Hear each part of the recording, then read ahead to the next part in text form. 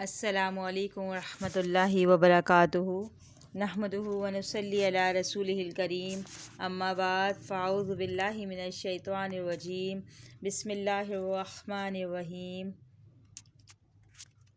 नमाज दीन का इंतहाई अहम रुकन है। इसकी फ़र्ज़ियत कुरान मजीद और मुख्तलिफ़ अहादीस से साबित है। तमाम मुसलमानों का नमाज के फ़र्ज़ ऐन होने पर इज्मा है।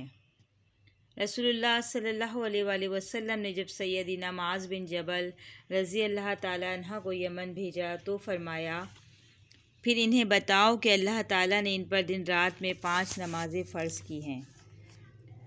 रसूलुल्लाह सल्लल्लाहु अलैहि वसल्लम ने सहाबा कराम को नमाज़ पढ़ने का तरीक़ा सिखाया और इन्हें हुक्म दिया कि सल्लू कमा रअयतुमूनी उसल्ली, तुम इस तरह नमाज़ पढ़ो जिस तरह मुझे नमाज़ पढ़ते हुए देखते हो।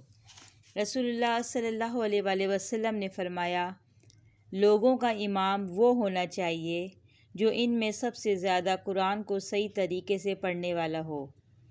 फिर अगर किरत में सब बराबर हों तो वो इमामत कराए, जो सुन्नत को सबसे ज़्यादा जानता हो, सबसे ज़्यादा अहकाम और मसाइल की हदीसें जानता हो।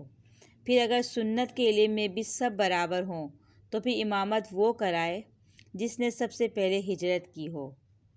अगर हिजरत में भी सब बराबर हों तो फिर वो इमामत कराए जो सबसे पहले मुसलमान हुआ हो।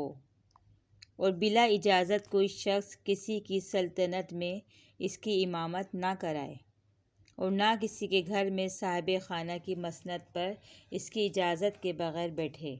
अगर किताबुल्लाह किसी नाबालिग बच्चे को ज़्यादा याद हो तो इसे इमाम बनाया जा सकता है।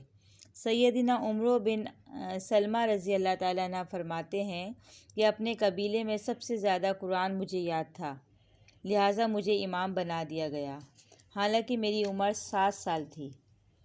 नाबीना शख्स को भी इमाम जो है बना सकते हैं, क्योंकि नबी करीम सल्लल्लाहु अलैहि वसल्लम ने सैयदना अब्दुल्ला बिन इब्न मक्तूब को इमाम मुकर्रर किया था, हालांकि वो नाबीना थे।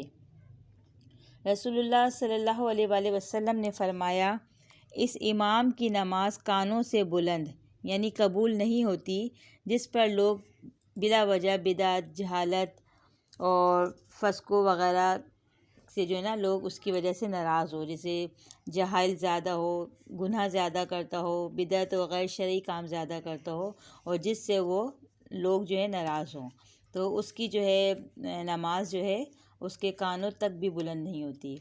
सैयदना अनस रज़ी अल्लाह ताला अन्हु से रिवायत है कि रसूलुल्लाह सल्लल्लाहु अलैहि वसल्लम की मिसल बहुत यानी नमाज आपकी ऐसी होती थी कि बहुत हल्की और बहुत कामिल नमाज। वो कहते हैं कि मैंने किसी इमाम के पीछे नहीं पढ़ी। सैयदना अनस रज़ी अल्लाह ताला अन्हु कहते हैं कि जब आप औरतों की सफ़ में बच्चे के रोने की आवाज़ सुनते तो इस डर से नमाज हल्की कर देते कि इसकी माँ को तकलीफ़ होगी।